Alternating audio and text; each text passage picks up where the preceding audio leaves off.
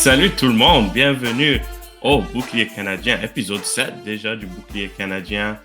Sofiane Benzaza, Nilton George ici avec Alexandre Gangruzik. Waouh les gars, ça fait une éternité depuis qu'on s'est parlé, mais ça a aussi fait que quelques semaines. Mais depuis Canada, demi-finale d'un Copa América, notre dernier invité, il y a des liens en Ligue 1, on a des joueurs qui partent. Waouh!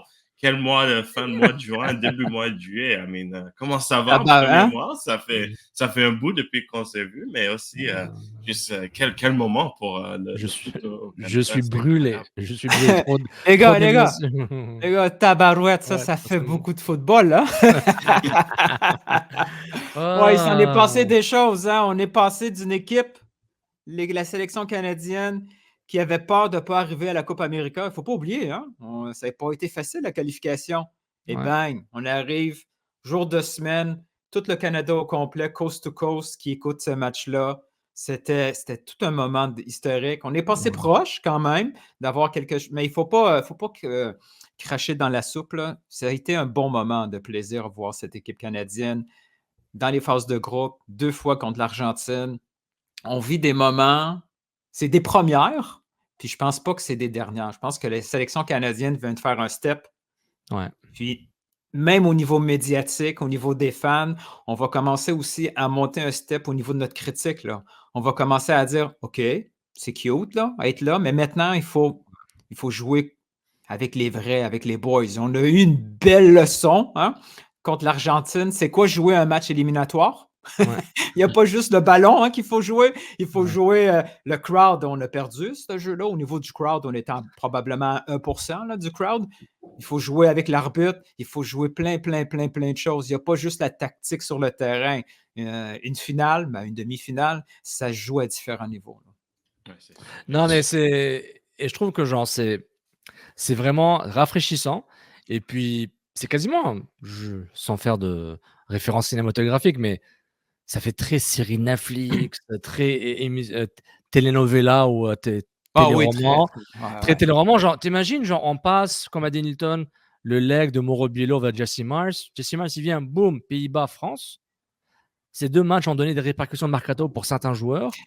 Lui, il s'établit et il vient à la Copa América où, genre, on perd Ben, contre Sofiane. l'Argentine, on s'établit, il y a des matchs de référence contre le Pérou ou les Chili. Tu sais, comme j'avais dit, tu avais le baccalauréat en CONCACAF, en se faisant CONCACAFé. Là, ils ont Ah, ben une là, il y a, maîtrise en premier. il y a- Ça, c'est il y a un autre diplôme par-dessus. voilà, mais Mais maîtrise, on était PhD, confiants. doctorat. Ouais. On était confiant que Jesse Marsh serait un bon sélectionneur. Ouais, Ici, du côté québécois, francophone, on on le sait que connaissait. Jesse Marsh, il a l'air calme au début, là, qui est un Ouais. peu posé, tout ça, mais il est explosif. On l'a vu là, sur les lignes de côté avec le quatrième arbitre, avec Rodrigo de Paul. On l'a vu, on l'a entendu. Il y a la personnalité et les motifs parfaits pour ce genre de match-là parce Ouais. qu'il a vécu différentes cultures. Il a vécu ses expériences américaines, mais il a vécu aussi en Europe. Il est prêt à faire face à Tout à fait. différentes situations. Puis je pense que c'est bon pour le public canadien de vivre d'autres choses que la CONCACAF.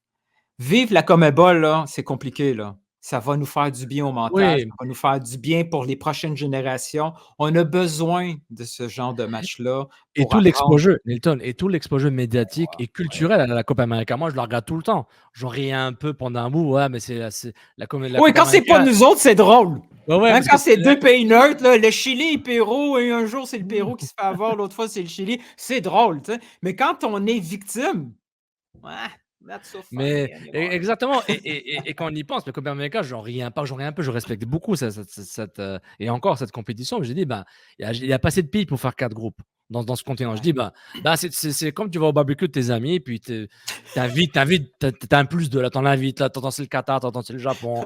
Tu On est sais, l'ami de qui, nous autres, dans ce barbecue-là? on On est est l'ami l'ami des des Mexicains? États-Unis, les Mexicains des Les États-Unis. États-Unis, ils ont dit on amène Venez. 5 de nos potes Nos là, amis. chez nous. Ah ouais. Et on le voit sur les réseaux sociaux, on le voit sur les différents shows Vamos, là, Vamos, que ce soit ce qui a été écrit par Alexandre ou les émissions en direct sur YouTube de One Soccer et à la télé, on voit le melting pot culturel. Cette sélection est un melting pot culturel. Comme vient de dire Nilton avec Jesse Marsh, il a tout vu. comme un très jeune entraîneur. Puis on le voit sur le terrain, on le voit avec les joueurs, on le voit quand on a parlé à Maurice Bombito. On voit cette culture foot de la Copa América qui est vraiment arrivée sur les côtes de l'Atlantique et du Pacifique canadien. Puis personnellement, ça fait du bien. Ça fait bizarre, mais ça fait du bien. Et puis, comme a dit Nathan, les attentes vont monter là. Elles vont monter au crescendo. Puis, on a déjà fait une intro de 15 minutes là. Je suis prêt pour l'émission. Il n'y a pas eu de questions encore. Ouais, c'est ça, on n'a même pas ouvert le bassin, mais bref, pour tous les auditeurs, merci d'être avec nous aujourd'hui. Et puis, bref, comme vous pouvez voir, aujourd'hui, on va faire quand même un grand bilan sur cette Copa América. Depuis qu'on s'est parlé, c'était l'avant-tournoi, quelques jours avant, qu'est-ce qui va se passer, le mystère de l'Argentine, le mystère canadien. Peut-être qu'on s'attendait qu'on va se retrouver 2 semaines après. Ils ont eu des belles leçons, mais ils n'ont pas pu avancer. C'est un crédit à l'équipe qu'on est là il y a 3 semaines plus tard qu'ils ont eu ces grands pas de l'avance. Il ne faut pas oublier que leur tournoi n'est pas fini. Il y a quand même des grands moments qui restent et on va parler de tout ceci. Mais pour commencer le bilan, on va finir avec le match le plus important, au moins le match qui vient de jouer. C'était une demi-finale Copa América, mais pour ceux qui ont peut-être moins suivi, ou juste pour un rappel, ils ont commencé le tournoi avec un match contre l'Argentine qui était dans leur groupe avec le Pérou et le Chili. Le Canada, ils ont tombé 2-0 face à l'Argentine. Ils ont remonté avec un grand 1-0 contre le Pérou. Grâce à ça, dans le dernier match contre le Chili, ils avaient seulement besoin d'un match nul. Après que le Pérou a perdu contre l'Argentine, le Canada, ils ont eu un 0-0. Ils ont avancé comme deuxième équipe. Ils ont joué contre le Venezuela, qui était première place en groupe B, qui était un peu une surprise. Ils ont fini avant l'Équateur. Dans les phases de quart de finale, Canada bat le Venezuela sur les pénaltys et puis l'Équateur tombe contre l'Argentine. Est-ce qu'on peut faire une petite parenthèse sur le match contre le Venezuela rapidement? Parce que j'ai pas eu le temps d'en parler là sur YouTube. Là. C'était un match de fou quand même. Hein. Et est-ce qu'on est d'accord? Je comprends qu'il y a eu des commentaires positifs et négatifs pour dire le Canada doit battre le Venezuela. Même à la fin du match, je dis on oublie les pénaltys. Dans le jeu, je pense le Canada aurait pu marquer 4-0, là, on est d'accord, là, on s'en rappelle du match. Mais Venezuela, c'était pas mal ce qu'ils ont fait. Et je trouve que les deux équipes sont mises d'accord, dire on va jouer comme ça, on va se rentrer dedans, on va se tacler, puis on va courir tout le temps. Le Venezuela était beaucoup plus entrepreneur, donc le Canada pouvait rester bloc. Il respectait moins l'adversaire, là. Voilà. Le Venezuela, on dit ça, c'est l'ami des Américains, on va lui montrer comment. On va lui montrer. On a un plan de match. Bonne chance si vous marquez contre nous, puis ils auraient dû marquer. Je parle du Canada. Mais j'ai l'impression que ce match était tellement fou.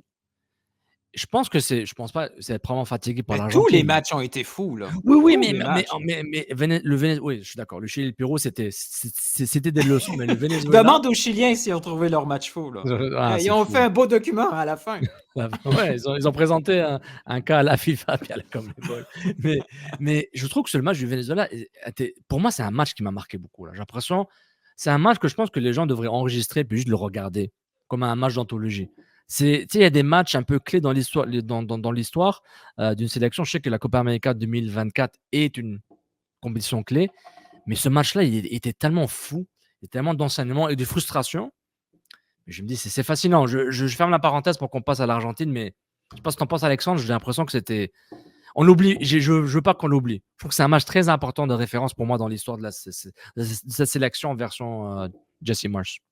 Ouais, non, c'était un grand match. Je pense que si on regarde tout le tournoi, c'est le match le plus complet, je dirais. Genre, juste du terme de ce qu'ils ont fait défensivement, sauf une erreur. Offensivement, ils étaient excellents. Ils ont eu le plus de chances devant le but. Juste, il manquait un peu de finition. Je pense que c'était la performance le plus complet.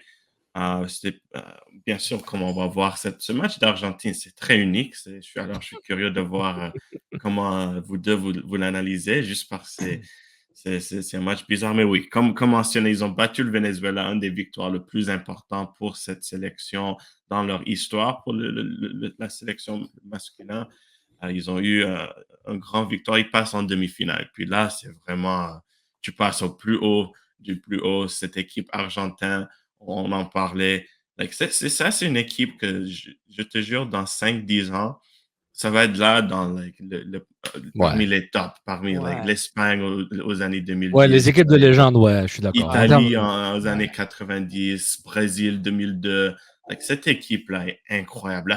Le fait qu'ils sont en troisième finale de suite, qu'ils ont une chance de gagner un deuxième Coupe América, ils ont déjà une Coupe du Monde. Tout à fait. Cette équipe est légendaire. Et pour le Canada, quel défi. Argentine, demi-finale, c'est à New Jersey, un grand stade de plus que 80 000 personnes à MetLife, à New Jersey. Incroyable occasion. Le Canada, ils n'ont pas pu avoir le moment de magie, un moment qui aurait pu, que tout le monde aurait vu, un choc, mais ils tombent quand même avec un score respectueux de Oh 2-0. oui. Et quand même, ils ont eu leurs occasions. Ils étaient dans le jeu. C'était quand même, en termes de certaines statistiques, comme les tirs, la possession, c'était quand même assez équilibré. C'est juste, on a vu le niveau, la qualité de l'Argentine. Mais Milton, je vais commencer avec toi. Qu'est-ce que tu en penses de cette match Canada-Argentine? Surtout que c'est le deuxième fois qu'ils se voient dans un mois. Et puis, qu'est-ce qu'on a un peu appris du Canada face à un géant comme ceci et puis une équipe qui ne perd pas ces genres de matchs? Qu'est-ce qu'on a un peu appris de Canada dans ceci? Je trouve qu'à partir de ce tournoi-là, la conversation va basculer un petit peu parce que la conversation qu'on avait sur la sélection canadienne, c'est offensivement, c'est une bonne sélection. Elle est dans les tops du monde. Il n'y a rien à envier aux autres sélections. Mais défensivement, il manque quelque chose. Et dans ce tournoi, on s'est rendu compte que peut-être qu'on avait mal focusé nos problèmes. Parce que Ils ont sorti la carte Uno Reverse. Uno Reverse. Uno Reverse, c'est incroyable parce que tu Ouais. affrontes l'Argentine 2 fois, plus les autres équipes de la Sud-américaine. Aucune équipe de CONCACAF, là. Tout du comable stuff.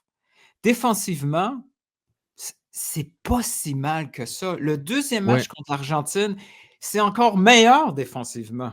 Ouais. Ce qui a manqué, en plus de l'offensive, je pourrais en parler un peu plus tard, c'est la fraîcheur. On les a vus fatigués, surtout mentalement. La petite demi-seconde à réfléchir pour faire la passe, Ouais. c'était intercepté. La demi-seconde pour faire le tir, le couloir est fermé. Il manquait Ouais. cette lucidité-là. La meilleure preuve qu'on avait, c'est que le meilleur joueur sur le terrain contre l'Argentine au deuxième match, c'est celui qui a été reposé. C'est Ismaël Koné. Ismaël Koné avait les jambes, Ouais. avait la lucidité, avait même l'arrogance. On l'a vu comment il a réagi avec De Paul. Les autres étaient un peu brûlés, là. Eustachio a fait son travail défensif parce que dans ses pires matchs, défensivement, il est OK. C'est vrai. Offensivement, il manquait quelque chose. Jonathan David, la lucidité pour prendre des décisions, pas tout à fait là. Ouais. Trop Carl brûlant. Aaron n'a pas Ouais. été sorti, mais Ouais. Carl Aaron, la prochaine conversation, je pense qu'il vient de perdre son poste comme titulaire. Il n'a pas prouvé être un élément assez important pour justifier 60 minutes minimum de jeu. C'est Il vrai. y a trop de déchets, pas juste au niveau des actions décisives et de finition, dans la construction aussi, c'est un peu de déchets. Quand tu essaies de jouer du pivot et juste la dynamique Ouais. de jeu autour de lui, c'était on l'a vu, quand on a embarqué les joueurs, c'est sûr que c'est pas la même situation quand tu embarques à la 60e minute, et ainsi de suite. Mais Ahmed, Chouanière, quand ils sont rentrés sur le terrain, ils avaient cette fraîcheur-là. Ils ont apporté ce Ouais. qui est la caractéristique principale de cette équipe, qui est son athlétisme, son volume de Ouais. jeu. Ils avaient perdu au début de match, on ne voyait pas le point fort du Canada. C'est un tournoi, on joue aux 3 jours, il faut une Ouais. certaine profondeur. Là, il y avait la volonté d'avoir des résultats, il fallait jongler entre les deux. Mais j'ai hâte de voir vers quoi on va refocuser sur la sélection canadienne. Ouais. Maintenant, il faut construire offensivement. Est-ce qu'il faut penser à l'utilisation des Davies, etc., etc. Je pense que le débat offensif qu'on a eu et que j'ai apporté en partie par rapport à pas à mes doutes, mais mes doutes par rapport à mes exigences par rapport à Jonathan David. Et je trouve qu'il a fait un bon tournoi. On s'attend plus parce que c'est notre meilleur joueur meilleur joueur offensif. Alphonse Davies, c'est le meilleur joueur, je pense, à tous les niveaux. Mais du côté de David, on a des attentes par rapport à lui. Et je trouve que c'est la sélection le maximise par rapport à ses qualités, et non pas lui qui fait tout pour se sacrifier pour la sélection de façon systématique. Ça va l'aider. Tu vois, j'ai beaucoup aimé l'athlétisme et le sens du jeu de Tani Oloesi. l'UACI, pardon. Donc, je vais l'appeler Tani à partir de maintenant. Donc, j'ai aimé son apport, sa différence, sa présence athlétique, comme c'est tous des athlètes. Hein. Je veux pas faire un pléonasme, mais le débat pour le Canada va switcher vers l'aspect offensif. Et ce qui m'a impressionné dans cette compétition, par rapport à ta question, Alexandre, c'est que c'est l'adhésion à la structure que Jesse Marsh a mis en place rapidement. Il n'a pas fait des miracles, dans le sens où ils n'ont pas inventé, ils n'ont pas fait jouer comme Pep Guardiola en 6 semaines, mais l'adhésion, elle a une structure claire. Et ce que j'ai beaucoup aimé, c'est les blocs de pressing.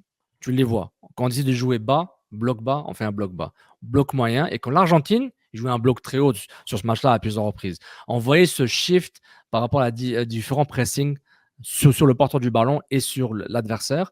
Et on voit vraiment une sorte d'adhésion à ça.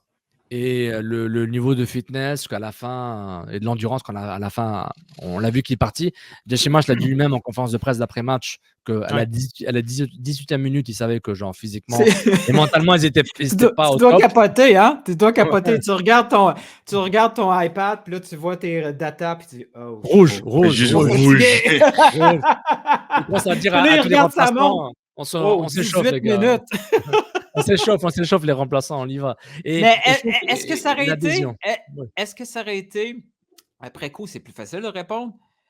Mais quel genre de culot qu'il faut pour dire « OK, malgré tout, je dois sortir Eustáquio et David parce qu'ils sont brûlés. » Ouais, ça demande un certain courage, mais en même temps, il peut le faire parce qu'il est nouveau. Il a une certaine loyauté envers les joueurs, mais il n'est pas encore Mais attaché. on n'a pas la profondeur pour faire ça. Parce que c'est pas comme tu sors, c'est pas une sélection comme Portugal, tu sors Bruno Fernandes, puis tu mets Joao Félix. C'est pas pareil, là. Ouais. Mais il ne faut pas oublier, dans le sens, je pense qu'il sait que le match est bouclé, plus ou moins. Il me dit, si on fait 2-1, puis à la fin on fait 2-2, pourquoi pas? C'est pourquoi il fait rentrer Tani. Mais je pense qu'il veut aussi voir les autres. Là. On les met dans des situations, on y va, les gars. Puis il prépare le troisième match. Je ne veux pas lui mettre de lui prêter des intentions qu'il n'a pas, Jesse Marsh, mais il voulait passer peut-être à autre chose là, avec ses remplacements. Mais moi, je trouve la structure tactique des joueurs, l'adhésion au message de Jesse Marsh, c'est quelque chose qui m'a impressionné. Et je trouve que c'est positif parce qu'ils ne sont pas obligés d'aller de très loin pour se préparer pour 2026 ou 2025 pour la Gold Cup et autre échéance. Ah oui, c'est intéressant de voir, je pense. Je suis très d'accord, la structure du côté Sofiane, mais aussi, comme tu dis, Nilton, la fatigue, c'est un point intéressant parce que ce que je trouve fascinant de ce match, j'ai trouvé un bon match quand même pour le Canada. Je sais, il y a certains qui n'ont peut-être pas eu cette opinion, mais je pense que c'est un bon match. Je pense le fait pour le Canada, défensivement, c'était même un excellent match défensivement, sauf 2 erreurs. Et je pense que j'ai un peu juste attribué ces erreurs manque de concentration parce qu'il était, mais quand tu vois les commentaires de Jesse Marsh, tu vois ce que tu as dit, Nilton, je pense aussi on peut accorder ces erreurs à la fatigue. Le fait qu'ils ont juste laissé De Paul tourner dans le milieu, faire une passe à Alvarez, Bombito est tombé un peu trop bas, Johnston est tombé un peu trop bas. Ouais. Crépeau n'a pas pu réagir. C'est juste tous des erreurs ou c'est des petites erreurs. Aussi, une autre chose que j'ai remarqué, c'est juste la mauvaise équipe pour faire ces erreurs.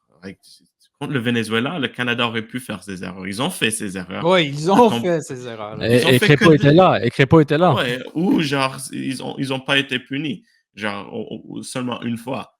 Mais c'est ça, l'Argentine. Le Canada a fait peut-être 3-4 erreurs défensivement dans ce match et chacun a failli finir dans le but. C'est ça la différence de niveau. Et puis, je pense aussi offensivement, on voit cette fatigue-là. Il n'y avait pas assez de mouvement, pas assez de lucidité, pas assez de combinaison. C'était vraiment genre, on s'assoit là, on essaie de faire le jeu. Et puis, peut-être, si c'est un match de CONCACAF ou c'était d'autres matchs, tu peux faire ça, mais contre l'Argentine, il faut percuter, il faut du mouvement, il faut mettre la pression. On joue à l'extérieur dans ces matchs-là. Même si on est en Amérique du Nord ou East Rutherford, on était le East Rutherford quelque part en Argentine. Il y avait 80 000 personnes, moins 100 Argentins, qui influencent les joueurs, qui influencent l'arbitre. On a perdu un match 2-0 de demi-finale en Argentine. Dans un terrain qui était compliqué. Le terrain était vraiment compliqué. C'était pas facile. Ils étaient incapables de doser leur passe. Dire que la sélection canadienne n'a pas fait un bon match, c'est un peu exagéré à mes yeux. Je ne suis pas en train de dire qu'ils ont fait un bon match, mais un mauvais, je pense que non. Mais ça rejoint le point d'Alexandre par rapport à cette équipe légendaire d'Argentine. Parce qu'on focalise souvent sur Messi, mais sur ce match-là, Messi était beaucoup moins présent que le premier match de groupe, beaucoup moins omniprésent. Mais tu as un rappel rapide, là, Alvarez, là. De Paul aussi, il était controversé avec ses actions, mais il était incroyable. Mais c'est ça, mais moi, c'est De Paul, c'est toujours été comme ça. De Paul, c'est un joueur controversé parce que techniquement, je le trouve tellement bon. Mais pourquoi il fait ça? Je comprends que pourquoi c'est la culture. On n'a pas un plan contre lui. Ouais, mais parce qu'on sous-estime ça. C'est une question culturelle. Les États-Unis l'ont sous-estimé contre l'Uruguay. Tu veux dire que les Nord-Américains ne rentrent pas ça dans leur game plan. Je veux dire, la première fois qu'ils plantent à terre, là, il faut que tu influences l'arbitre, il faut que tu lui dises, il faut que tu lui parles. Mais... combien de fois que tu vois les anciens joueurs? Là, tu sais, je voyais une conversation. Là, tu sais, ça vient du sélectionneur, Nilton. Ça vient du coach, que les joueurs doivent implanter cette culture-là, ou un leader dans cette équipe-là le met en place pour dire les jeunes, les autres. Mais on en a des gars, ça. Comme ça. Oui, mais ça marchait contre Eustáquio est habitué, là, il fait juste ça, le derby avec... Ça marchait contre le Costa Rica, ça marchait contre le Panama, Honduras, oui, mais ça ne marche pas contre l'Argentine. Quand des joueurs ont des décennies d'expérience à faire ça. Et pour revenir au mon point d'équipe légendaire, Alvarez, top joueur. Vous vous rappelez l'action de Di Maria qui veut faire un lob sur Repo? Ok, j'ai vu ça, je dis, ok, il était à 20 cm. Je dis, ok, c'est bon. Cette équipe, c'est un autre niveau. Di Maria qui finit quasiment, mais il n'est pas fini là. On voit la qualité, genre l'effort minimum pour avoir l'objectif maximum. Puis, mais il y a le niveau de confiance aussi qui vient avec. Tu sais, je veux dire, même si Messi n'a pas eu un bon match, il a marqué un but, mais il n'a pas un très bon match. Mais tu joues avec Messi. Là. Depuis 6 ans, cette équipe-là, il y a leur totem. Là. Le totem est là, puis ils savent qu'ils vont tout réussir. Je veux dire, l'arrêt en fin de match, là, il y avait plus ou moins d'importance rendu là, mais on ne sait jamais. L'arrêt de Martinez là, qui tape un peu, c'est toute leur réussite. Ils sont capables d'aller chercher l'élément de chance supplémentaire parce que mentalement, ils savent que non, on est les meilleurs. Là. Canada aurait dû être un peu plus agressif dans le mauvais terme. Là, être agressif, faire mal aux gars. Être mesquin, être méchant. Oui, parce que tu vois un joueur qui est en train... De toute façon, tu vas l'avoir, ton carton jaune. Tu regardes comment certains joueurs sont en train de jouer avec la tête de l'arbitre. Tu te dis, OK, anyway, je ne le toucherai pas, puis je vais avoir un jaune. Mais touche-le. Fais-y mal pour vrai. C'est ce qui se passe dans les autres sélections. Les autres sélections, quand ils voient ça, bang, ils rentrent dedans. En club, c'est pareil. Rodrigo fait ça contre Barcelone ou contre Real Madrid, bang, il mange un coup. Je pense que la fatigue mentale de l'équipe, le faisait qu'ils n'avaient plus l'énergie. On n'a pas le temps de faire avoir un crowd autour d'un joueur. Puis les Argentins, dès que Koné, ils voulaient le taper, Koné, là. Puis je m'attends, si Atiba était là, Atiba Hutchinson, il aurait parti voir Romero, j'en touche pas à Koné. Parce que Koné, tu le touches pas. C'est le joueur de l'équipe, là, un des joueurs, tu le touches pas. Et je pense, l'équipe version Herdman. Oui, mais même en qualification, rendu là, le gardien était rendu là. Exactement. Ils connaissent le hockey, les Argentins, ils comprennent le hockey. Fait qu'il nous faut des cours de anger, pas de management, juste anger. Ouais, c'est ça. Anger, juste un peu d'haine, un peu de mesquinerie. Puis, j'ai le dit au début, c'est un melting pot de culture foot incroyable qui a donné une leçon à tout le monde. Apprenez. C'est une première pour le Canada aussi, ce genre de match-là. Là. Et le défi de Jesse Mars, je finis sur ça, Alexandre, excuse-moi, c'est quelles sont les leçons tactiques et techniques et les leçons morales et éthiques qu'il doit prendre de ça. Il faut qu'il apprenne, Jesse Mars. Parce que Jesse Mars, il aboie beaucoup. Comme joueur, on le voit. On l'a vu son attitude sur le terrain. En tant que sélectionneur aussi, on le voit. Il a beaucoup d'émotions. Mais il faut qu'il canalise ça pour leur apprendre les joueurs comment gérer ces situations. Parce que la Coupe du Monde qui arrive dans 2 ans... Comment tu fais ça? C'est beau présenter ça sur un PowerPoint, tu sais. Ouais. Mais il n'y a pas de match jusqu'en 2026 qui va pouvoir l'appliquer. Je sais pas. Je sais pas, mais c'est un défi. Ils auront ce défi. Je sais pas. Moi, je suis pas sélectionneur, moi. Je suis pas sélectionneur. Je suis analyste, je suis créateur de contenu digital à One Soccer. C'est ça que je suis. Ils vont faire des amicaux et puis genre, ils vont dire, ces Canadiens, ils sont fous, ils sont tapés 9 cartons jaunes dans un match amical. Ils vont choisir des équipes intenses, là. Genre, on va prendre l'Allemagne, on va leur rentrer dedans, on va répondre. Je sais pas comment ils vont faire ça. Mais c'est un défi, ça va être un défi. Mais la Copa América, c'était le summum de tout ça. Puis je pense Il faut y qu'ils ont retourner à tout chaque année. C'est fini, la Coupe Amérique. Il faut retourner dans ce barbecue-là, hein, Alex? Ah oui, Ouais. non, c'est sûr. Et puis, je pense que ça dépend de leur perspective, mais j'imagine que ces équipes comme Ebol sont quand même assez impressionnées par les Canadiens parce qu'il faut Ouais. l'admettre que ce tournoi, ils ont quand même montré un bon côté, genre respect, professionnalisme, mais ils étaient quand même des bad boys. Genre, les Pérou étaient là à dire, hey, on va utiliser les poignets. Le Chili, on dit, ah, on est prêt à jouer une équipe physique. Like, tout le monde parlait des Canadiens comme si c'était des barbares qui venaient du Nord. Mais quand même, il y avait du beau jeu, il y avait du talent. Je pense que les équipes comme Mabel, ils ont du respect envers ça parce que ça, c'est cette équipe argentine. C'est pourquoi je suis tellement impressionné parce qu'il y a du talent incroyable, il y a du beau jeu, mais ils sont prêts à jouer un bloc 4-4-2 et défendre à leur vie. Ils sont prêts à se battre si c'est Pays-Bas en Coupe du Monde et ils sont à frapper les ballons contre les bancs des adversaires. Ils sont prêts à tout. Et puis, je pense pour le Canada, ouais, c'est ça, c'est ça, prendre l'étape. Des fois, c'est pas juste le talent, il y a certaines attitudes, certaines mentalités. Je pense quand même que le Canada a montré ça à un grand niveau. C'est l'Argentine. Et je pense quand même, il faut l'admettre que le fait que c'est une autre équipe dans ce match, peut-être c'est une différente histoire à cause de tout ce qu'on a mentionné. Mais juste pour continuer sur cette discussion Copa América, on va un peu faire un petit bilan du tournoi. On va passer par quelques paliers, un peu dire ce qu'on pense sur le tout. On a un peu parlé déjà du jeu du match Canada-Argentine, comment le Canada était tactiquement. Ce qui était bien avec Jesse Marsh, c'était simple. 4-2-2-2 chaque match, tu savais quand Ouais. même qu'est-ce qu'il y a quoi attendre défensivement, offensivement. Il veut établir un système, il veut établir du confort, il veut établir des rythmes. On a vu ça. Je vais lancer ça avec Norton. On va essayer de rouler parmi ces questions assez vite. Mais le jeu canadien, Jesse Marsh, Red Bull, comment tu as trouvé que cette équipe canadienne a adapté? Est-ce que ça dépassait tes attentes? C'est un peu ce que tu as attendu? Je suis curieux de voir.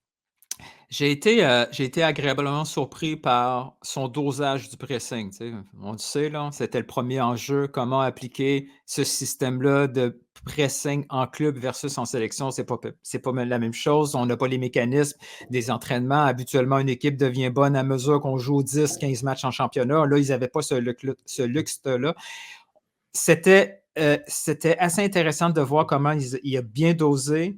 J'ai aussi beaucoup aimé le courage d'une défensive très haute. On a vu les effets un peu négatifs, un peu beaucoup. Là. Quand on se fait lober, ça paraît mal, mais on oublie toutes les fois où ça a bien été, que ça a été une bonne chose. Tout à J'aime fait. voir ce courage-là du pressing. J'aime voir le courage du positionnement assez haut.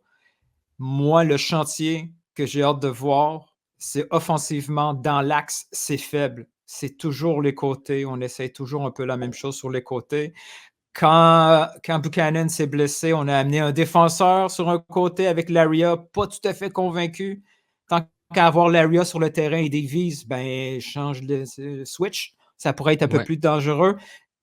Davies en sélection, ça fait longtemps qu'il est là. C'est toujours la même conversation. On n'a toujours pas la même réponse. C'est quoi sa meilleure position en sélection nationale? Je peux comprendre qu'on ne voulait pas faire des expériences en Copa América, mais en 2026, il faut que ça soit clair. Davies, c'est notre joueur le plus dangereux sur le terrain. Il faut essayer de le maximiser. Pas nécessairement mettre à sa meilleure position, mais mettre Davies à sa meilleure place pour la sélection canadienne. Ça, j'ai été un peu déçu parce qu'on n'a pas trop osé de choses avec Davies. On l'a mis là, puis on espérait qu'il devienne tellement bon à sa position naturelle qu'il allait influencer le jeu d'attaque, et ça n'a pas été le cas. Ouais, c'est vrai. En tout cas, excuse-moi Alexandre, T'as aimé ce que je t'ai dit. Non, c'était bien. Non, c'est un point intéressant. Je suis pas tout à fait d'accord parce que je trouvais qu'Alfonso Davies a fait un tournoi très mature, très professionnel. Je pense qu'il a monté un côté défensif. Donc, on Ouais. parle beaucoup de cette défense, cette défense. Ouais, Davies a fait un grand travail dans cette défense qui a été quand même, quoi, ils ont encaissé 5 buts en 5 matchs et puis c'était 4 contre l'Argentine. Like, les autres matchs, ils ont rien encaissé, un but contre le Venezuela, un peu exact. brouillon. je pense que Davies a quand même fait un bon travail. Moi, je Il focus est... sur le seul but du Canada. C'est ça. Ouais, c'est ça. Ben, Ouais. c'est ça. Non, mais ce que dit Nilton, c'est par rapport au débat qu'on aura sur l'animation offensive, le manque de diversité. Sur les côtés, ça va passer par là, comme toutes les équipes, mais c'est dans l'axe avoir d'autres options. D'où mes doutes sur Osorio, Eustáquio, Kone, etc. Mais ils m'ont fait mentir sur leur performance, notamment Eustáquio, Osorio. Mais comment tu vas animer dans l'axe? Et ça, c'est difficile. Tout le monde veut le faire. L'Espagne le fait très bien, la main un peu, les autres. Il nous faut une grammaire Voilà. canadienne Non, quelque C'est part. ça. Les Ben, autres ont du mal. Les autres ont du mal. il faut se rappeler aussi, je pense, que c'est un peu l'état du match et puis les défis que le Canada a eu. Parce qu'il faut se rappeler que contre l'Argentine la première fois, Davies a eu un grand match offensivement. Il Oui, a oui. presque eu quelques passes T'as décisives. raison. Il était très percuteur. Dans ce match-ci, le Canada avait tellement de misère à garder le ballon dans à le fait. dernier tiers du terrain que Davies n'a pas eu la chance de Mais monter. Davies, dans les premiers matchs, jouait pas avec. Il combinait avec Miller à gauche. Il y avait vraiment une animation offensive Ouais. plus intéressante. Ouais, Là, mais ouais. C'est difficile parce que ouais, j'essaie de parce que dans le 4-4-2 là ou 4-2-2-2, Davies va de latéral gauche. Il faut qu'il trouve un latéral gauche presque aussi bon défensivement que Davies pour dire à Davies, c'est ben, l'absence je- d'Adoukoumbe je- qui fait ça? peut-être, mais après où est-ce Il que tu faut mets voir le niveau de son fitness parce c'est que lui, vrai. Ouais. c'est que des blessures Mais après, dernièrement. où est-ce que tu et puis c'est même pas gaucher naturel, je pense, Adoukoumbe, je me trompe. Non, Adekugbe, il est gaucher. Il est gaucher? Ben, il est ambidextre, excusez-moi. À Vancouver, là, je l'ai pas vu jouer depuis un bout, excusez-moi. Mais Nous non plus ici avant. c'est ça. Donc, Vous êtes deux. c'est vrai, il est gaucher. Donc, et après, tu as ce débat-là. Il joue au Sheffield. On voit que Sheffield, il a une place, peut-être pas comme titulaire indiscutable, mais il fait partie de ton top 15. Au Ouais, top mais 16. lui, s'il y a quelqu'un qui est bien paru dans ce tournoi-là, puis que les téléphones vont commencer à sonner, c'est Oui, c'est lui. hein. Il y a pas besoin. Mais justement, on a eu ce débat avant la compétition. Alphonso Davies, son positionnement va changer le reste de l'équipe. Puis si Jesse Myers est dogmatique avec son 4-4-2, 4-2-2-2, Alfonso Fonzi va rester latéral gauche. Et je trouve que c'est sa valeur sûre. Avec sa défense, c'est ma valeur sûre. Alistair, il se brouille très bien. Il a pas besoin de stresser sur eux. Il a pas besoin de les gérer. Il sait ce qu'ils vont faire. Il joue bien le hors-jeu, il joue le pressing, etc. Un contre un. Il y a une très bonne gestion du 1 contre 1 des 4 défenseurs, sa ligne de 4 de Jesse Marsh. Son plus gros défi, c'est comment trouver l'animation offensive et le duo. Parce que là, il doute du duo Eustáquio-Kone. Il en doute. Parce qu'on n'en parle pas beaucoup, là, mais Kone, il sort de match. Là. Pourquoi? La fatigue, son transfert à Marseille. En tout cas, j'arrête sur ça, mais je pense que l'animation offensive va être un casse-tête pour Jesse Marsh, puis comment il va le faire. Puis, ça pourrait être un joueur, énigme qui sort de nulle part, à binational, là, qui sort de nulle part, qui joue numéro 10 par hasard. Pourquoi À pas? Vancouver, justement? Pourquoi pas? Ouais, c'est 2026. Mais non, c'est un point curieux parce que c'est ça. Je pense que si on va résumer ce point, c'est ça. Le côté défensif, c'était une surprise. C'était vraiment impressionnant. Je pense que même les 4 buts argentins, c'est pas quelque chose que je suis là, genre. C'était des catastrophes défensivement. Ouais, ils ont eu des problèmes dans le premier match avec les ballons, mais même là, je pense que c'était un peu like, wow, on joue Messi, Alvarez, Martinez. Puis on l'a vu la deuxième fois qu'ils étaient sur le terrain, c'était moins wow, Messi, wow, ça. C'était vraiment Exactement. like, on pouvait voir cette confiance-là, mais c'est vraiment, ouais, OK, le pressing Jesse Marsh, il a bien dosé. La ligne défensive, Crépeau était incroyable ce tournoi, Ouais. sweeper qui a supporté. Bon, c'est bien le côté défensif, mais c'est ça, l'attaque. Et je suis curieux de voir comment Jesse Marsh interprète ce qu'il a vu. Parce que d'après moi, ce que je vois, c'est vraiment les deux attaquants. Je le dis tout le temps. Si tu as 2 attaquants sur le terrain, de 9, il faut avoir des buts. C'est bien qu'il défend, mais pourquoi avoir 2? Si tu parles côté défensif, Kyle Larin et David, ils font du pressing, mais en milieu de terrain. Au moins, là, tu vas avoir un peu plus le côté créatif, un peu plus de quelque chose. Mais c'est un peu l'envers de la médaille de sa formation, parce que le 4-4-2 ou le 4-2-2-2, c'est une des formations qui donne le plus de couverture sur le terrain. Si tu coupes le terrain en plusieurs carrés, tu couvres pas mal tous les zones du terrain pour faire le pressing que Jesse Marsh recherche, ou couvrir le terrain défensivement pour pouvoir ensuite faire la transition rapide. Il aime ce système-là. Donc, est-ce qu'on est menotté par ça? C'est possible.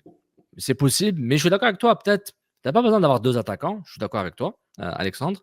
Puis on pourrait bétonner le milieu, avoir 3 milieux de terrain. Peut-être, je reviens à mon exemple de Piet, c'est pas un autre, mais Piet comme milieu défensif, puis tu laisses Kone et Eustáquio aller libre. pour vraiment faire le travail de Mais ce box que to ça box. donne, avoir un milieu défensif, l'avantage, c'est pas seulement au milieu du terrain, c'est que tu peux envoyer tes latéraux beaucoup plus haut. Parce que si Davies monte, puis qu'il y a moins à se préoccuper Ouais, défensivement parce que tu as Cornelius qui décale à gauche, tu as le milieu ouais, défensif qui descend, ça devient cette couverture-là. Tu as un peu ouais, plus de liberté. Si tu es toujours en train de doser ta prise de décision, il est trop tard. Contre l'Argentine, les tout à fait. demi-secondes, on se faisait intercepter ces balles-là. Puis la dynamique Larin-David, je sais que sur papier, David, il joue en 10, puis il est censé construire un peu plus pour Larin. Ça, c'est sur papier.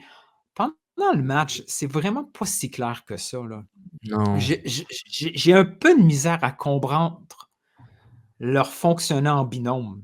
La chimie n'est pas claire pour moi Mais aussi. De temps en bref, temps, je la vois, de temps en temps, je dis: «Pourquoi ils jouent ensemble déjà?» Mais c'est à voir. ben, je vais dire aussi, c'est que le plus grand problème que j'ai eu avec ces deux-là ensemble depuis ils ont été mis ensemble, c'est genre 2021-2022, Ouais, ils ont le même profil. Like Larin, il est grand. On voit un joueur physique, mais c'est pas son jeu. On l'a vu contre non, l'Argentine. Il tombe toujours dans la ouais, poche, ce qui est pas un problème. C'est un bon skill à avoir comme neuf. Mais le seul problème, c'est Jonathan David. Il est il fait aussi la bon même dans chose. ça. Et quand ils se retrouvent dans les mêmes espaces, ce que je trouve aussi, moi, je suis pas contre deux attaquants, mais par exemple, ce qu'on a Peut-être vu pas tout le temps. Tani Oluwaseyi, quand il vient, qu'est-ce qu'il fait? Il percute. Il fait exactement. des courses derrière la ligne défensive. Et quand Larin et David étaient là ensemble, ce tournoi, j'ai trouvé qu'ils n'ont pas fait assez de courses percuteurs qui allaient Exactement, derrière la défense. exactement. Parce que si tu as deux attaquants, il doit être là à créer de l'espace. Il doit être là à rendre les défenses inconfortables. Et on se parlait de ça hier parce qu'on était sur le stream One Soccer. On dit Lisandro Martinez, incroyable défenseur, mais il a quoi? 5 pieds 9? Ouais, Pourquoi Larry n'est pas là en train de le mettre la pression de sa vie, le ouais. Tu pousser, de raison, faire des tu courses raison. percuteurs? Ouais, ouais. Et Et c'est un peu ça, il faut faire attention à juger les joueurs par rapport à leur qualité physique ou leur apparence Mmh. physique, parce qu'il faut penser à des hauts profils, c'est les profils. Genre Tani et Larin, de loin, ça se ressemble. Grand, 6 pieds 1, 6 pieds 2, 6 pieds Mais 3, c'est pas la même chose. mais ils ont Annie, Le c'est ils un meilleur neuf. exemple, c'est Peter Crouch. Tout le monde pensait que c'était un pivot. C'est pas un non, target man, non, Peter Crouch. Ça c'est a pas son toujours. style. Mais Exactement c'est le et désavantage c'est le d'avoir un profil. sélectionneur qui vient d'arriver aussi. Il peut pas prendre des risques additionnels Non, et se planter dès le début. ouais, Il faut qu'il arrive là, qu'il prenne des décisions qui semblent les plus évidentes pour tout à établir fait. une certaine crédibilité. Admettons, il commence le tournoi et il dit non, le meilleur buteur de l'histoire de la sélection canadienne, il va Sur le sur le banc. banc. Mais non, il faut que ça marche, sinon il est fini, Mmh. fini, fini. Fait que c'est pas Et si et évident que ça. et j'étais étonné de ne pas voir Blair. Au moins, peut-être ils vont jouer au C'est 3e vrai. match là, mais j'étais étonné je me dis: «Ouais, il est différent, tu sais, c'est pas Miller, il est pas sur un côté, c'est pas Russell Rowe, c'est une sorte d'électron libre, attaquant ailier». Tu sais, je le voyais vraiment comme différent, mais bon, Tané, c'était le 3e dans la liste là, Blair était plus 4e, mais on verra, on verra. Et J'espère au 3e match voir des c'était en changements. USL l'année passée, Tani. On ne savait Ouais, même pas qu'il existait. C'est quand même Bah assez ouais, fou. c'est ouais, fou. c'est une incroyable histoire. Il a été repêché à Minnesota et puis il a été envoyé en prêt. Il fait incroyable. Ouais, c'est quelque chose. Puis ouais, juste un autre truc à penser. Peut-être, je suis curieux de voir si on va voir plus les ailiers inversé. Parce que j'ai trouvé Ouais. que Canada, comme on a dit, Miller, Davies, c'est une bonne combinaison. Parce que même si Miller, si il n'était pas, comment dire, si des fois il n'était pas si responsable avec le ballon qu'on aimerait, genre juste pour dire que des fois la passe finale, le dribble, c'était agressif, ça ouvrait de l'espace pour Davies. Je Ouais. pense bien que Schaffelberg, il a fait un grand match contre Ouais, l'Argentine la première fois ouais, sur l'ailier droite parce qu'il entrait au ouais, milieu, ça ouvrait de l'espace pour un Johnston. Ça, c'est un autre truc à voir, que c'est pas seulement les deux attaquants, c'est comment tu utilises les deux ailiers aussi. Et non, puis, c'est c'est vrai. sûr, question numéro 6, c'est là aussi parce que, par exemple, une autre chose qu'on oublie, Koné, qui a un peu plus de liberté pour faire le beau jeu, ce que j'ai trouvé fascinant, il était excellent en transition contre l'Argentine cette deuxième fois. Et puis, à la fin du match, genre, il avait un peu marre de voir ce manque de mouvement. Il est allé le faire lui-même. Il a Ouais. commencé à rentrer dans la Ah, il a boîte, fait faire des oui. dribbles.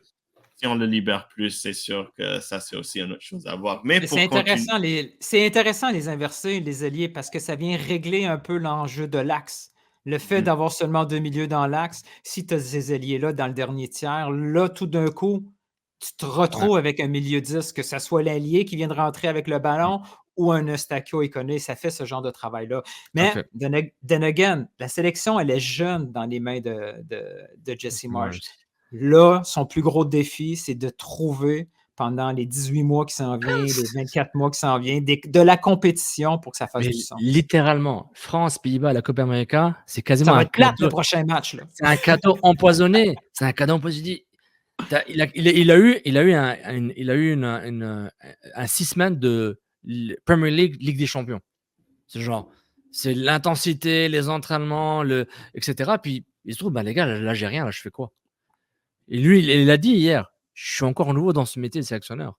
Mm. Donc lui, maintenant, il doit gérer les longs silences et les scouting pour aller voir à Lille, à Atlético, aller voir Premier League, aller en MLS, voir ce qui se passe. Et il a ce long travail là, de gérer ça, trouver les binationaux bien. Peut-être il va scouter des binationaux intéressants. Ça, j'ai Un hâte. travail. Jesse Marsch sera un long travail, un long chemin de croix là. Puis c'est fascinant. Ah C'est ouais, non, fascinant. c'est curieux de voir. Et puis, I guess juste pour un peu continuer sur ce point-là, on va pas trop mettre Jesse Marsch juste parce qu'on a pris un bon 10 minutes à analyser ses tactiques et tout ça, mais quand même, comment est-ce c'est un peu nos impressions de lui, ce tournoi, et pas juste les tactiques, mais même juste le collectif, le fait qu'on a un peu vu cette équipe-là, le Canadien, le fameux Brotherhood, et un peu été là, ils avaient des moments, on voyait ça, mais quand même, le fait qu'aussi, là, il montrait une certaine intensité. C'était quand même, c'était pas toujours buddy-buddy, c'était clair. Certains joueurs, hein, si tu performes pas, all Tout à right, fait. même si c'est des décisions difficiles, like Buchanan, joueur d'Inter Milan, Schaffelberg, il joue bien, Schaffelberg, il rentre. Genre, c'est un peu cette attitude-là. Comment tu as vu le fait qu'il a amené à ce collectif, cette équipe en collectif, de ceci, et puis aussi juste comment il a géré les matchs. Le fait que, ouais, c'était peut-être un peu un risque de jouer moins de joueurs, c'était plus vraiment son Ouais. 15-16, qu'on n'a pas vu des Bears, qu'on n'a pas vu d'autres pendant ce tournoi, mais cependant, je pense qu'il a quand même établi des claires lignes vers ça, c'est le standard faut faire. Il faut faire un Schaffelberg, un Tani Oluwaseyi Ouais. pour rentrer dans ceci. Comment tu as pensé qu'un peu qu'il a géré tout ça, Sofiane? Et il n'a pas peur de gérer. Évidemment, il y a des statuts. Je pense que changer Buchanan et David, c'est deux choses différentes. Donc, il ne change pas. Mais changer Koné aussitôt, ça se fait bien parce qu'il se parle. Peut-être qu'il voulait le gérer. Peut-être Koné était d'accord, gère-moi, il n'y a pas de problème. Oui, j'ai mal joué contre le Chili ou Il est contre le jeune Pérou. aussi. Il est jeune. Donc, il se dit, OK, je vais le gérer. Mais il sait gérer les statuts. Quoi qu'il y a un certain entêtement avec Larine qui est peut-être l'influence de David, parce qu'on joue bien ensemble, garde-nous, je ne suis pas sûr ce qui se passe à l'interne, mais je trouve qu'il gère bien, puisqu'on se rappelle bien à Morel des Red Bulls, c'est quelqu'un d'intense, il peut être sec, mais il est en général juste. Et je pense que, je trouve que toute son expérience avant le Canada l'a rendu très humble, puis j'ai l'impression qu'il y a beaucoup de gratitude envers le Canada.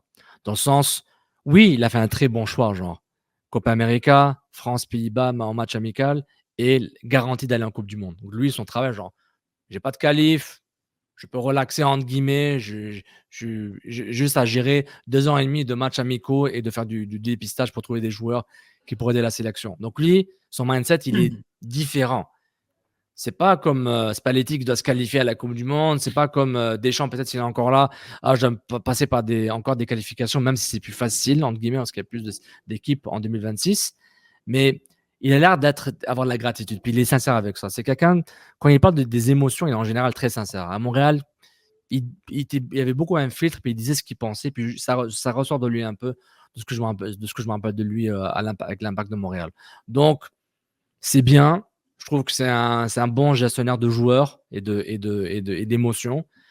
Et son côté un peu volcan en éruption, ça nous fait un peu rappeler Herdman.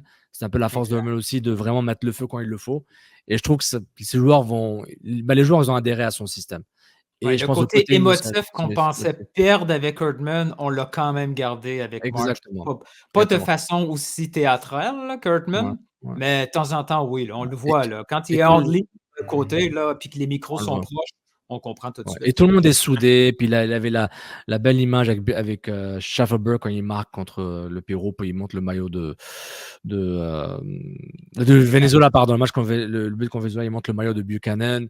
Donc, tu sais, ça, c'est pas Jesse Marsch qui a dit de le faire, mais on voit que c'est un environnement où on se dit, bah, tu as le droit de faire ça, tu peux supporter tes coéquipiers, c'est pas grave. Il y a comme un groupe soudé qui était déjà là avant, puis Jesse Marsch ne l'a pas défait. Genre, je pense que les résultats ont aidé avec ça, mais il fait partie de la solution et non pas le problème.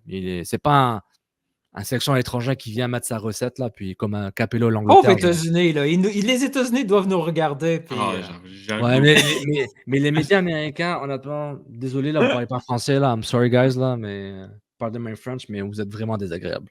C'est ce côté, genre de faudrait que jalousie tu fasses ce clip-là en anglais, là, en pour qu'on anglais. puisse. Hein? Ouais, Fait juste que, pour. hein? Cette fausse jalousie Ah, il veut pas. des certains médias Est-ce US que tu peux par te rapport. blâmer et se Par faire rapport. tomber dans la phase de groupe à ton propre tournoi Ouais, pendant que c'est les Canadiens qui ont c'est pris ça. un de tes sélectionneurs passe en Europe? Oui, quelqu'un que tu voulais même pas, qui n'était pas dans ta liste. C'est comme genre. Attends, j'ai l'impression que c'est. En Ça tout cas, aussi, je ne c'est vais pas un faire de film, ça, référence hein? là, mais c'est un autre film. Mais honnêtement, C'est fou. et je trouve que le Canada, les joueurs, la fédération et Jesse Marsch devraient faire fi de ça. Tu sais quoi? Il n'y aura pas de débat, il n'y aura pas de rivalité, Marsch contre Berhalter, Marsch contre Klopp, s'ils veulent prendre Klopp, s'ils veulent, bonne chance avec ça. Il faut Wow. que le Canada sorte de ça. Nous, on fait notre truc, faites ce que vous voulez. On va se voir en CONCACAF, en Gold Cup, en Nation League, etc.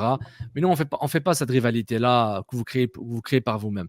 Nous, on est une rivalité entre les joueurs, on veut gagner. Le truc Marsch contre vous, là, on ne rentre pas dans ça parce que le Canada a d'autres choses à gérer. Il faut que le Canada sorte de cette fausse rivalité avec les États-Unis sur des choses pas importantes. Il y a une vraie rivalité continentale. Pour les États-Unis, ils veulent reprendre leur spot comme numéro 1 de la CONCACAF. Et le Mexique aussi, ils le veulent aussi. Mais le Canada doit sortir de ce débat fébrile pour dire non, nous, on est qualifiés en 2026 comme vous deux.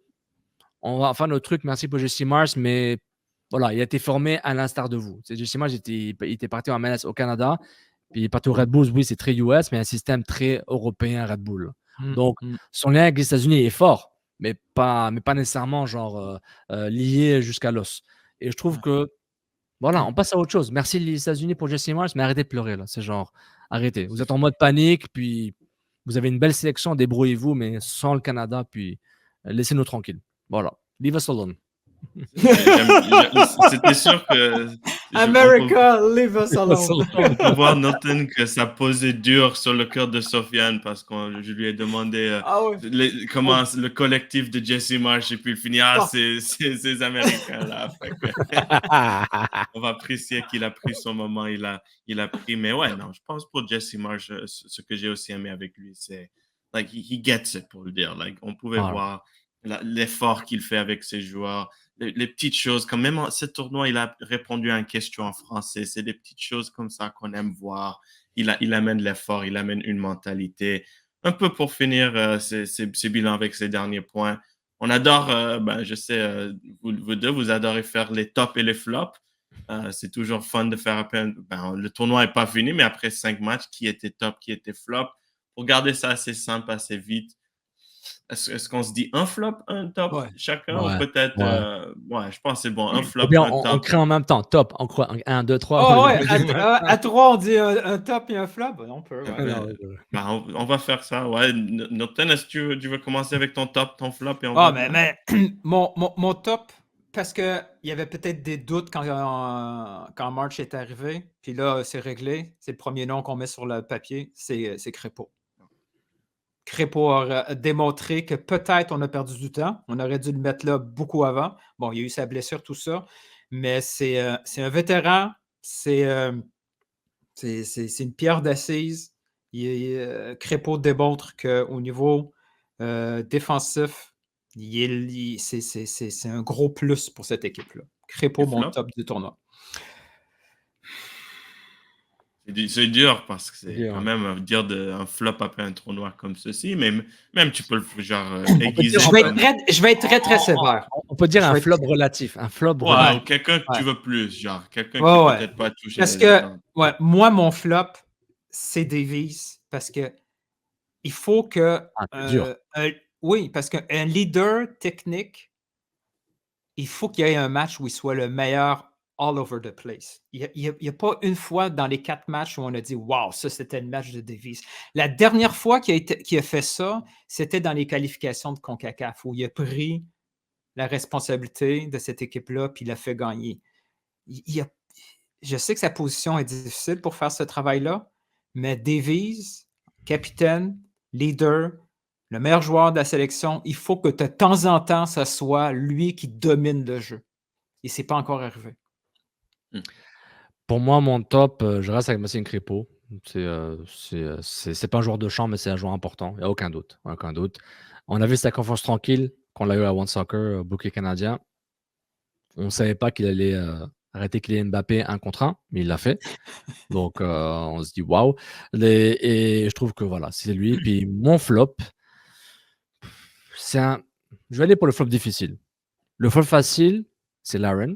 Mais mon vrai flop, relatif, parce que je l'aime beaucoup, c'est David. J'entends David. Il a fait un bon tournoi. J'ai des attentes démesurées, malheureusement, par rapport à lui. Et que, encore une fois, c'est un flop, pas de ta faute, Jonathan. Parce que, oui, des choses que tu peux améliorer, mais je trouve que le système n'est pas fait pour que lui soit. Il a trop de responsabilités qu'il prend clairement comme porteur du ballon, quasiment numéro 10. Et combien de fois il y avait des courses de 40 mètres avec le ballon? Combien de fois? Il prend le ballon 30 mètres, il court, il a le ballon, il n'y a personne qui le suit ou l'action finit pas. C'est un flop. Sofiane a des attentes pour David parce que je l'aime beaucoup et je trouve qu'il peut être encore mieux. Mais c'est pas Imagine ça. avec Davies à côté de lui, comment ça y serait bon. C'est ça. C'est ça. C'est mon flop relatif. Hein. J'entends David, si tu m'entends. C'est un flop relatif. On n'aura pas en entrevue à cause de toi. Oh, man. Here we go. Et toi, Alex? Ouais, c'est tough parce que je pense que top, c'est plus facile. Il y a quand même assez. Non, je suis surpris que tu n'as pas pris quelqu'un d'autre pour Crépeau pour un peu diversifier les réponses. Alors, ça met de la pression sur moi. Moi, je vais juste mettre. Je vais mettre Alistair Johnston. C'est un peu Très différent, bon. mais je pense qu'il a fait un tournoi, il était féroce dans ses duels. Il a amené quand même une présence. On parle de cette mentalité CONMEBOL, cette attitude. Je pense que c'est lui qui le montre le plus. Et c'est, Ouais, il l'a toujours eu. À Montréal, Ah. le Johnston qu'on a vu avec le chandail rouge, on l'a vu une saison complète avec le chandail bleu. On avait des doutes là, France-Pays-Bas, où on se dit est-ce qu'il était un peu. Il n'était pas là, mais rapidement. Ça, il était excellent défensif. Vraiment, défensivement, il était un palier. Sur le ballon, il était quand même assez bon. Chaque match, il se retrouvait avec peut-être une passe clé où il faisait des passes genre qui pénétraient la défense. Il était incroyable sur ce côté-là. Puis juste ses mentalités, il se tapait un Soteldo. Il dit OK, Soteldo, je vais rendre ta vie une misère. Si c'est un autre ailier, je vais rendre sa vie difficile. J'avais juste cette mentalité-là. C'était des tacles. C'était des mains dans le dos, c'était des genoux dans le dos. S'il se faisait claquer de tête, il souriait. C'était vraiment un guerrier. Je pense qu'il a fait un top tournoi. Non, c'est un très bon choix. Flop, c'est vraiment, j'ai de la misère parce que quand même, j'étais assez content avec le terrain. Alors, je dois les regarder en attaque. Si toi, tu dis David, je dois juste dire Larin, je pense. C'est quelque chose où j'aurais aimé voir au moins un but. Je sais que c'était difficile pour lui, mais il a eu ses chances. Il a eu plus qu'un. Il a été plus attendu. Il a eu ses tirs. Il a eu ses grandes occasions. Il n'a pas eu un but. C'est ça ce qu'on attend avec Larin en sélection. C'était sur la qualification 2022. Il y avait des matchs où Larin ne jouait pas si bien. Il marquait 1 ou 2 buts. Il dit OK, c'est buteur. Et je pense que ce tournoi-là, il n'a pas eu ces moments-là. Et Canada aurait vraiment pu bénéficier de ces moments. Si, par exemple, imagine s'il aurait pu marquer contre le Chili, ils étaient plus confortables. Peut-être ils ont pu reposer déjà parce qu'on dit ce match était fatigué. Ces choses-là, des buts aident dans des matchs. Alors, je pense il nous a donné un certain nombre de frustrations qu'on aurait voulu éviter. Ça, je comprends. Je comprends pas par rapport à ça, mais mes attentes envers Larin sont différentes parce que j'ai toujours vu comme un joueur qui n'est pas efficace tant que ça. Quand il partait en Espagne, c'était autre chose. Hein. C'était fascinant son taux de réussite. Mais je trouve qu'il lui manque un taux d'efficacité dont le Canada avait besoin à ce moment-là. Ça aurait pu avoir des matchs moins stressants contre le Venezuela et le Chili notamment. Là, on aurait un peu plus respiré, mais bon, c'est pas grave. Il fait partie de la sélection. Et puis, c'est pas il n'est pas un pas pour la sélection, mais avec la compétition, je pense qu'il peut se trouver sur le banc rapidement, mais il va accepter ce rôle-là. Puis, comme remplaçant, il va être très bon aussi. Mais c'est à voir, c'est à voir. C'est ça. Et puis, ça revient à la discussion. Et c'est je pense aussi c'est question de fit, de profil. C'est comme le fait qu'on a vu certains joueurs pas jouer en même temps, right? On a vu c'était Koné ou Osorio. Je pense que Marsh va voir ce tournoi et voir, OK, peut-être un match à profil, c'est David ou Laren. C'est peut-être pas toujours question des Exactement. deux, mais c'est ça les questions difficiles. Un top 11, ce moment, c'est Laren et David. Laren, il joue à un bon niveau et en La Liga, mais des fois, c'est pas la meilleure équipe si tu mets ça, right? Et c'est ça, un peu Exactement. cet équilibre versus meilleur 11 versus meilleure équipe. Et Marsh Exact. a commencé à voir avec Buchanan, c'était meilleur 11, mais pour ce tournoi-là, c'était pas peut-être toujours la meilleure équipe. Et c'est pourquoi Schaffelberg a rentré. Et puis, c'est ça Exactement. les types de Et en questions. plus, Jesse Marsh a dit qu'il veut étendre le pool de joueurs. Donc là, il se dit, ben, j'ai vu ce que j'ai, j'en veux encore plus si je veux des meilleurs joueurs. Donc attention à la compétition, ça va être intéressant. Ah oui. Ben, pour continuer cette discussion, on a fait un bon travail là sur le bilan. Bien sûr, il faut se rappeler que le tournoi n'est pas terminé. Le Canada, le samedi, le 13 juillet, ils vont jouer un match de troisième place. Quand même, il faut se rappeler qu'il y a des choses à jouer. Ben, il y a la fête qu'il y a des médailles. Quand même, c'est pas rien. Gagner une médaille en bronze à Copa América, par exemple, le Venezuela, ils n'ont jamais eu une médaille de bronze. Si le Canada peut l'avoir, c'est un grand accomplissement. Les États-Unis non plus, ils n'ont jamais eu de médaille de bronze. Alors, c'est quand même un moment à Ah se oui, il faut démontrer. profiter de l'exploit. Puis Jesse Marsh a dit qu'il allait tourner l'équipe. On espère voir des visages différents pour donner un peu une récompense à ceux qui sont là, qui n'ont peut-être pas joué. Ça serait bien. Ça serait cool. Ah oui. Et puis aussi, il y a le côté financier. Tu gagnes le match, tu as, un plus grand allocation de l'argent que tu reçois pour la victoire. Hey, on s'est dit avant le tournoi, Kevin Blue est venu, il cherchait de l'argent. Il y avait ces questions. Est-ce que ça serait même bénéfique si le Canada gagne au Copa América? Oui, c'est bénéfique. Déjà, ça se dit plus que 8 millions. S'il gagne encore, ce taux peut augmenter. Alors, Sofiane, c'est un peu quoi tes attentes de ce match de troisième place et comment tu le vois? Parce que c'est quand même assez important et comment tu penses que Marche devrait approcher ce match contre soit l'Uruguay, soit la Colombie Ouais. à ce moment-là, on ne connaît pas qui. Moi, j'irais pour récompenser le reste de l'équipe qui n'ont pas joué. Il va pas mettre un 11 partants inédit. Il va pas changer tout le 11 partant. Mais j'arrive à voir un bon 50% changer. Et puis reposer ceux qui sont proches de l'épuisement. Là, ça sert à rien de les épuiser, les blesser. Certains essaient de faire transférer en Europe, donc il faut peut-être le laisser reposer un peu. Hein, parce qu'ils ont déjà montré tout ce ils avaient à montrer. Donc j'aimerais bien avoir une belle rotation. Puis j'ai pas d'attente pour le match, oui, gagner serait bien, oui, il faut gagner tous les matchs, mais je veux plus voir une sorte une célébration. Je dis pas que c'est un match de charité, là, on va célébrer euh, quelque chose de sympathique et de caritatif, mais je veux que ce soit une célébration de cette Copa América qui est belle et voir d'autres joueurs jouer, voir d'autres profils, puis les voir certains qui sont remplaçants devenir titulaires et d'autres qui sont pas là. Genre, tu sais, par exemple, je suis très chauvin, québécois-montréalais, mais voir peut-être Piat jouer, qui n'a pas joué un match de Coupe du Monde en 2022, peut-être voir jouer, participer à un match de Copa América, voir Chenard un peu plus longtemps. J'ai beaucoup aimé l'entrée de Ali Ahmed, donc tu sais, voir ce genre de joueurs rentrer, puis s'amuser un peu. Voilà, un peu de folie, puis peut-être faire réfléchir Jesse Marsh pour les prochaines sélections. Peut-être je vais garder ce groupe-là tel quel. Ah oui, je suis curieux de voir à quel point il y a cette rotation, par contre. Ouais, Bien sûr, tu veux gagner, ouais. bien sûr, ça dépend de son statut de blessure, mais tu vas pas mettre David sur le banc si tu n'as pas besoin. Tu vas pas mettre Exactement. David sur le bant, mais quand même, c'est une chance à gagner quelque chose et Exactement. s'imposer. Mais Milton, curieux, match de troisième place, c'est un peu quoi tes attentes? Parce que Sofiane a bien souligné Moi, cette combinaison de rotation et puis ouais, en j'ai plus fait le break. barbecue de famille avec slide PowerPoint. De genre, on s'amuse, mais il faut que ce soit un peu sérieux, tu vois. Rotation, etc. Ouais, je suis pas mal d'accord avec toi, Sofiane. Ça va être le moment de faire de la rotation, de donner du temps, de voir c'est quoi les autres possibilités. Déjà, en fin de match, on a vu là, ce qui est arrivé avec Ahmed, avec Chouanière, avec Tani qui avait déjà fait un peu de. Même peut-être qu'on va donner un peu de temps pour ramener Sinclair. Habituellement, c'est ce qu'on fait pour les matchs de troisième position. Je sais que là, c'est différent. On veut quand même bien performer. mais ça ferait du sens aussi de récompenser les joueurs pour avoir été là pendant, leur démontrer qu'ils font partie du processus, qu'ils font partie du projet à moyen et long terme, et peut-être aussi avoir des éléments de réponse pour les prochains matchs, là. Il faut donner des matchs compétitifs Tout à fait. au banc, aux solutions de rechange. Ça va être pas seulement dans les matchs préparatoires, puis on n'a pas le luxe d'avoir des matchs beaucoup, beaucoup compétitifs à court terme.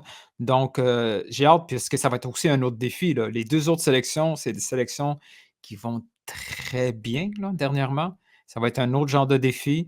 Puis, une 3e position, ça serait quand même assez magique, là.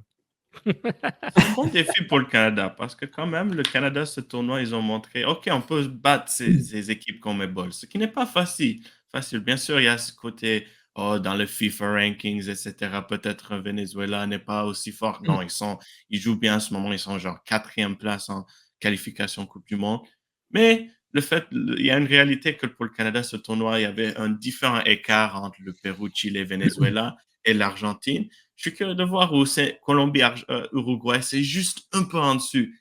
Comment le Canada peut réussir à se montrer contre est-ce qu'il peut quand même montrer comment Ouais. ils ont grandi ce tournoi.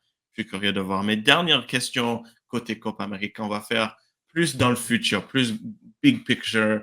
Bien sûr, ce Copa América, ce qui était fascinant depuis le début, c'était une planif 2026. Et pour le Canada, c'est parfait en termes de planif parce qu'ils ont eu le 6 matchs maximum, ils ont eu des bons résultats, des bons moments de confiance. Mais maintenant, le focus va être sur 2026 après le match de 3e place. Alors, je vais demander cette question en 2 parties.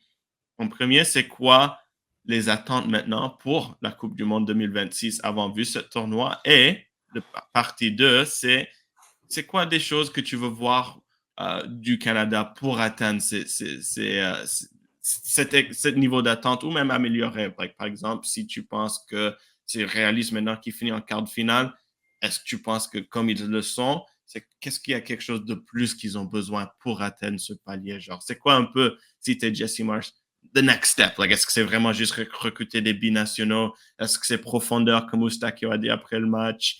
Est-ce que ils ont besoin d'un joueur de plus aussi? C'est quoi un peu ce big picture-là, Milton? Je sais que c'est une question difficile, mais je te la pose. Mais c'est tellement difficile de prévoir ce qui peut se passer au niveau du tirage et tout ça, mais si on se met dans une situation où on fait exactement la même chose 4 ans plus tard à la Coupe du monde, c'est un échec. Je veux dire, il faut cette première victoire. On a démontré à la Coupe América, dans les circonstances logiques, on est capable de passer les phases de groupe. C'est sûr que si on tombe dans un groupe impossible, personne ne va les blâmer. Mais dans une situation idéale, il faut faire la prochaine étape, elle est absolument nécessaire. Là, je vais me répéter, mais la construction de la dynamique offensive, il va falloir en faire un enjeu. Il va falloir commencer à activer les fameux projets. C'est quoi nos besoins? Est-ce que les éléments de réponse se retrouvent, comme Eustakio l'a dit, avec le développement interne de la CPL, il a donné plus d'opportunités pour la profondeur, ou c'est, bon, la sélection canadienne n'est pas différente des autres sélections. Des fois, quand les autres sélections ont un problème spécifique, ils vont régler avec une solution spécifique de binationaux.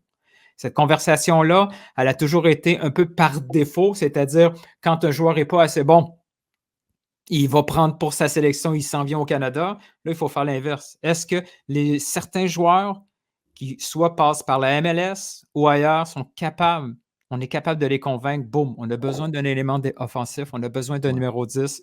Est-ce que tel joueur qui a été ignoré par la sélection, il faut commencer à construire ces relations-là pour aller chercher peut-être 1 ou 2 joueurs créatifs dans le domaine du possible. C'est pas toujours faisable, mais les autres sélections le font.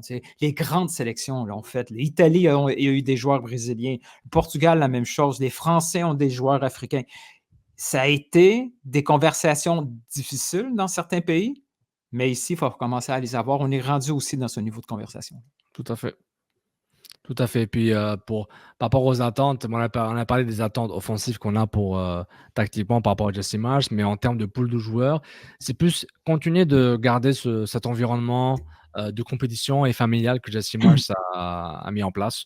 Donc, moi, ça me convient. Ça me convient. Puis, j'ai hâte de voir comment il va essayer de rajeunir certains postes.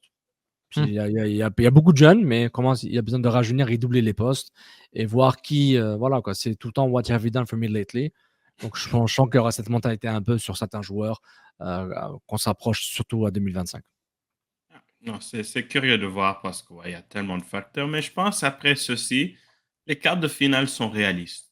Ouais. Peut-être ça dépend. Ça dépend du contexte, là, ouais, Ça exact. dépend du contexte, mais je pense que les quarts de finale sont réalistes. Et maintenant, pour le Canada, c'est la prochaine étape, c'est voir dans leur profondeur où est-ce qu'ils ont besoin de prendre cette prochaine étape. Je pense aussi c'est de continuer parce que, il y a côté binationaux, mais je pense quand même il y a un bon bassin de joueurs. C'est de comment tu avances le bassin qu'il est déjà là. Ouais. Et je pense que ça, c'est un bon point pour terminer parce que quand même, on voit déjà l'impact de ce qui se passe. Et je dis ça parce que les transferts, avant le tournoi, on s'est parlé beaucoup de qu'est-ce que ce tournoi peut faire pour des joueurs comme des Ismaël Koné, des Moïse Bombito, des jeunes joueurs. Et une bonne nouvelle, c'est que ça fait grand-chose. C'est sérieux Beaucoup de parce choses, que ouais. Ismaël Koné, il passe à Marseille, c'est officiel. Boom, good news. Moïse Bombito, il y a des rumeurs qui suggèrent qu'il est proche d'aller à Lyon. Ils sont en train d'avoir des négociations. Colorado attend il va un certain transfert pour leurs joueurs. Lyon veut ces négociations. On espère que ça finit bien pour Bombito. Lyon, c'est une grande étape. Et Derek Cornelius, maintenant, le Stade Brestois est intéressé parmi d'autres clubs en France, mais Stade Brestois, c'est un des seuls qu'on voit le nom. Ça, c'est très important, des joueurs comme ça qui progressent. Et puis de là, ça ouvre de la place à d'autres joueurs de prendre les places. OK, un Bombito qui est de la MLS, c'est qui le prochain Bombito en MLS? C'est qui le prochain Koné qui prend sa place? Et je pense que ça, c'est un chaîne où il y a quelques ans, c'était juste, all right, Davies est un grand club. Maintenant, c'est, il y a un Davies, un David, des Laren, des Eustachio, des Koné qui sont des top clubs. All right, quand même, ça s'accélère lentement avec le bassin qu'il est déjà là. Mais ça, c'est un peu mon dernier point sur cet épisode de Bouclier canadien. Est-ce qu'on commence à voir ce pipeline de transfert vers les top clubs? Et plus spécifiquement, tous les liens qu'on voit cet été, ça semble être Ligue 1. Est-ce que peut-être il y a un partenariat Ligue 1 canadien, Québec, qu'on manque? J'avoue que c'est assez naturel. Intégration culturelle directe, ça, on parle la langue, il n'y a pas de problème.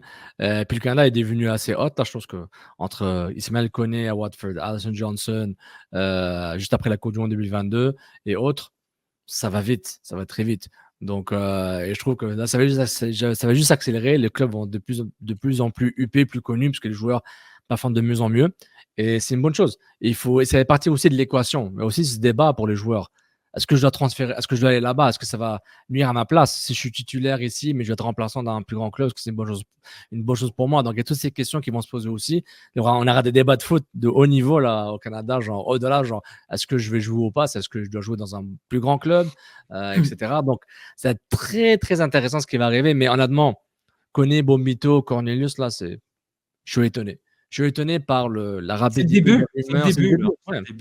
Et on a l'impression que c'est un effet boule de neige. Mais ce que ça va faire comme effet, ça va être que les prochains joueurs, les jeunes joueurs canadiens qui vont sortir des académies, rapidement, ils vont pas besoin d'avoir une si longue période d'approbation et de preuve en MLS. Ça va pas prendre 3 saisons de MLS avant qu'ils soient shippés en Europe.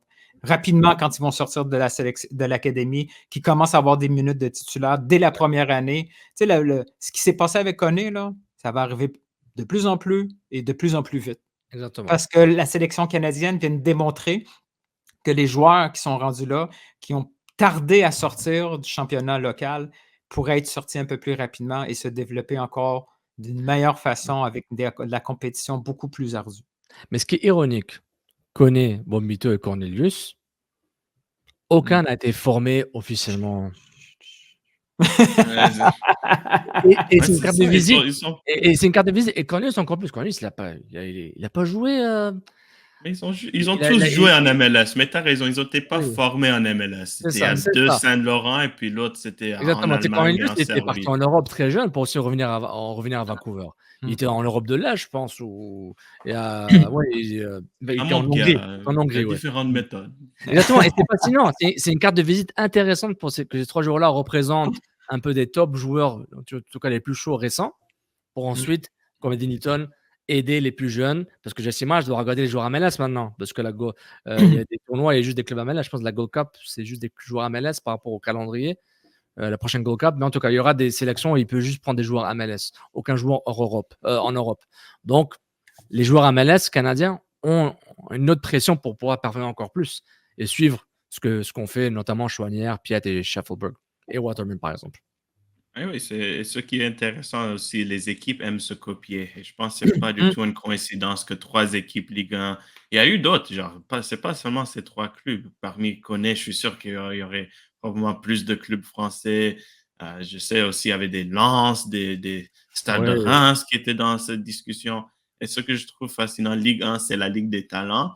Et ils font un très bon job à trouver pas juste des talents français, on voit des talents brésiliens qui jouent dans tout à cette fait. ligue-là, des talents qui viennent partout en Afrique. Et puis, on va développer plus sur ce sujet dans un épisode futur parce qu'il y a quand même aussi des liens très fascinants avec comment les joueurs africains ne sont pas considérés comme des foreign players en Ligue 1 et le fait qu'il y a un grand bassin de ceux-ci à Montréal, ça c'est une autre discussion, mais je pense que les équipes Ligue 1 vont réaliser, des Canadiens, des Bombito, des Koné en plus, 5 millions pour un Bombito. Tu cherches un Bombito brésilien, tu cherches un Bombito sénégalais, c'est 30 millions, 40 millions. C'est aussi le fait que c'est en termes de marché, c'est très efficace. Alors, c'est ça ce qui est fascinant avec le Canada. Ils sont à un moment où il y a des joueurs qui peuvent jouer à ces top niveaux, mais ils ne sont pas au moment où le hype est de top niveau.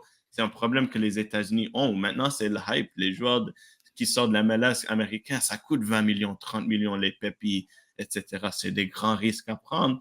Tu préfères prendre un 5 millions sur un Bombito, un 5 millions sur un Tejan Buchanan. Alors ça peut aider le Canada. Mais on va bien sûr élaborer plus sur ce sujet-là. Les gars, c'était un autre superbe épisode, plein de sujets. On a fait de notre mieux de bousculer, de continuer. Il y avait beaucoup de parler sur cette Copa América. C'est sûr, on n'a pas fini d'en parler à cette match de 3e place.